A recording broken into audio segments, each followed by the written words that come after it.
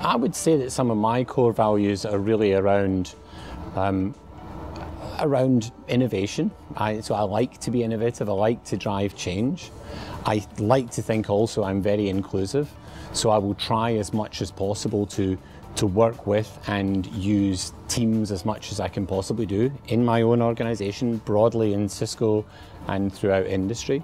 And I think, those kind of ways of working are things that I think are much more embedded into Cisco than many other organizations. And certainly since I took over, I think what we've really driven is a culture where people feel more empowered to do things that they maybe couldn't do before. We monitor very closely our what we call pulse survey, so employee satisfaction survey, and we look at people who are measuring things like, can I express my opinion without fear of retribution?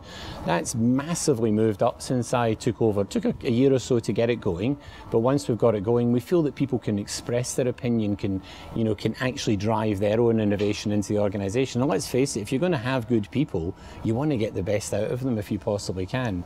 So I think that part of the culture has been very much embedded. And I think there's also a little around, generally driving innovation and driving things which are a little different, which we like to think we do quite well in the UK.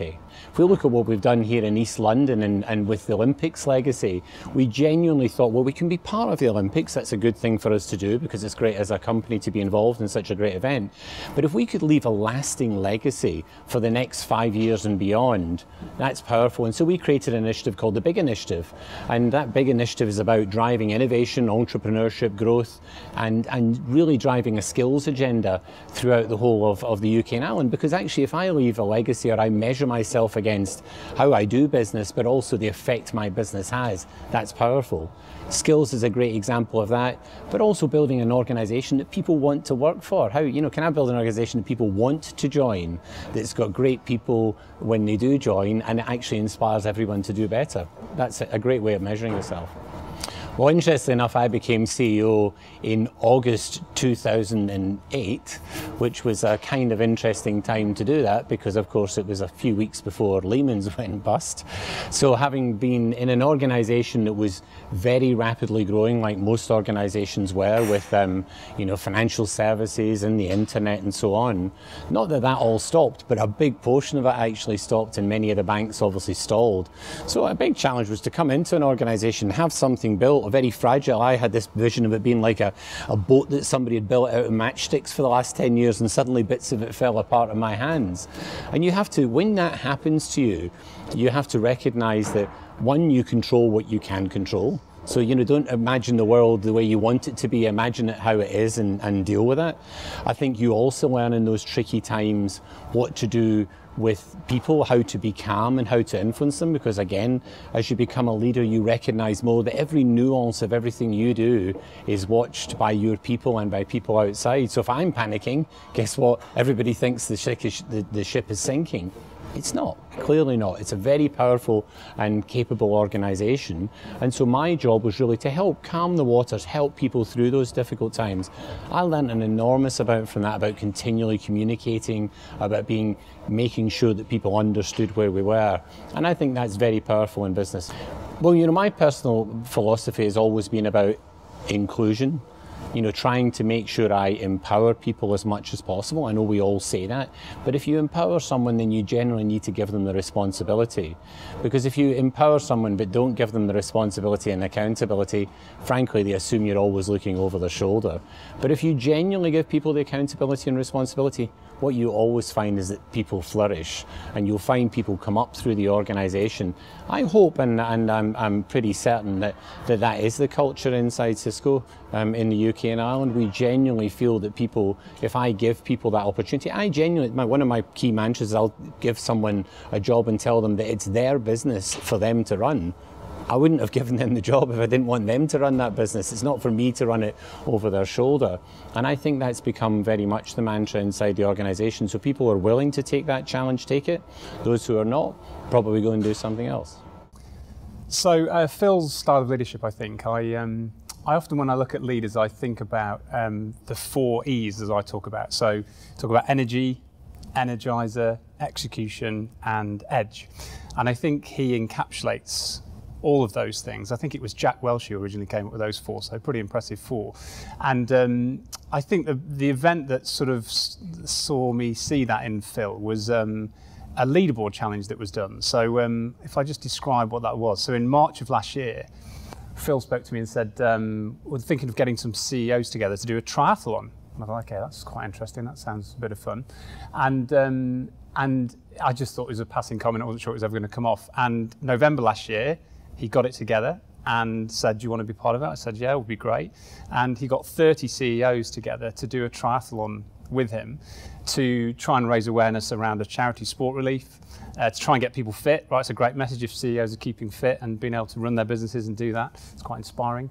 And yeah, and also just to raise awareness of what was going on with that charity and get people going. So great idea. And in June of this year, we did it. And I think for me, just looking at Phil's style of leadership, that encapsulates kind of what's really good about Phil.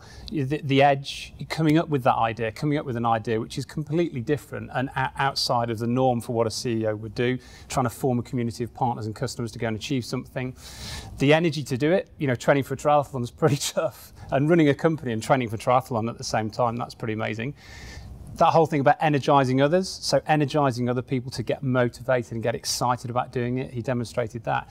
And I think the execution, just getting it done, you know, when people have got a lot going on, to think about that idea, put it together, we put an 8-month training program together for 30 CEOs across the UK, drove us all, not many of us are very fit, drove us all to get it done and completed.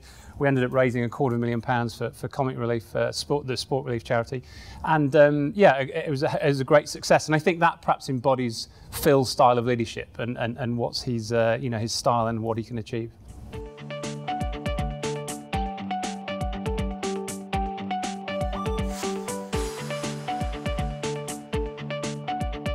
Well, I think the impact that we make on the industry is quite broad. I mean, one of the examples that I could cite is our Cisco Network Academy program. We have a program where we genuinely recognise that that there was a shortage of skills. The view is there's about 100,000 jobs a year in IT that are not being filled, so 500,000 over 5 years roughly. In that environment, it's very easy to sit back and say, well, you know, we'll just try and grab who we can, as opposed to saying, could we actually help to change that somewhat? And so a number of years ago, we instigated a program called the Cisco Network Academy, which has gone out through universities and schools to drive networking skills to people who are unemployed, or to people in education, or even in prisons and football clubs. We do it in all sorts of areas. So the opportunity is then to say, actually, could we do something active? And that's been a very compelling program. We've got a very high diversity mix within it of, you know, females and other groups, you know, ethnic diverse groups, which is very compelling. And we're also getting a set of skills that are going into the marketplace, not just to us, but to our customers and our partners, which help to move things along. So I think, you know, there's some great success you can see there. I think in the industry in general, we've also got the opportunity to change the way that people collaborate and communicate. And if you look at the way we use video technology, for example, we've used it, we've shown it can be used as a case study, and many of our customers are fundamentally changing the way they do business. I mean, when we implemented it, we saved over $1 billion in the first year just by implementing video technology to minimize the amount of travel we had. So it can be very compelling, and I think it does change the way people think about things. So Phil, I think, has had a big impact, not just on Cisco, but the industry as a whole. So as part of the great Olympic festival we've had in the UK during the summer, Cisco put together a house, a hospitality area, which showcased Cisco's technology. And I think that the words were, it was showcasing what Cisco made possible, not just what Cisco makes, but what Cisco's makes possible. And I think the numbers were, I think there's been something like 20,000 people have been through that area, the house on the edge of the Olympic Park, seeing what technology can do for their business. So I think creating and helping drive something like Cisco House shows Phil's determination to try and drive, you know, innovation across technology and give businesses a chance to see how you can embrace technology to be more innovative as a company and be more productive. And those things, those two things are definitely things that UK companies need right now to try and, really engage with growth and succeed over the next few years. So I think the energy and the drive and the ambition to get behind something like Cisco House was very exciting. I think probably the other thing is the British Innovation Gateway and what's happening there in terms of some of the investments that Phil's really trying to drive Cisco's excellence to invest in things like Tech City and invest in entrepreneurship and technology and engineering skills in the UK. Again, an area that needs a lot of growth, and Phil's ability to engage everything that's good about Cisco and drive that into areas that the UK frankly needs, engineering skills, technology skills, entrepreneurship. So getting behind things like big, doing great projects that open people's eyes to technology like Cisco House. I think, great examples how Phil's not only having an impact on Cisco, but also on the wider technology industry.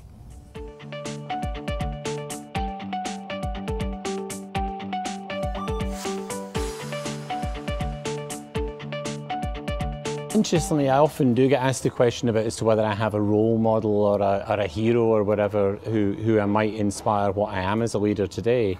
Interesting enough, I think I learn a lot from the people that work for me, actually, rather than a lot of the time from great leaders. And that's not to say there aren't some wonderful leaders around and inspiring people who I've heard speaking and so on. But I also like to find that I take massive inspiration sometimes from junior people inside the organisation who just have massive energy, who have a huge amount of creativity. I mean, one of the great things we've tried to do in recent years is to bring on 600 or so graduates, to bring in apprentices over the last couple of years. And when you talk to these young people and you just see the fact that they have no boundaries, or even that their perspectives are very different from yours, I find that hugely inspirational. And I try to keep flipping back when I'm leading to make sure that what I'm thinking about is something that would inspire a young person like that. And I'm not saying young people are the be-all and end-all, because everybody in the organisation has to be included. But I think the energy that young, open-minded people bring is very addictive. And I like to think that, if I can keep listening to them and understanding what they do, it's going to make me a better leader for people who would want to work for Cisco in the future.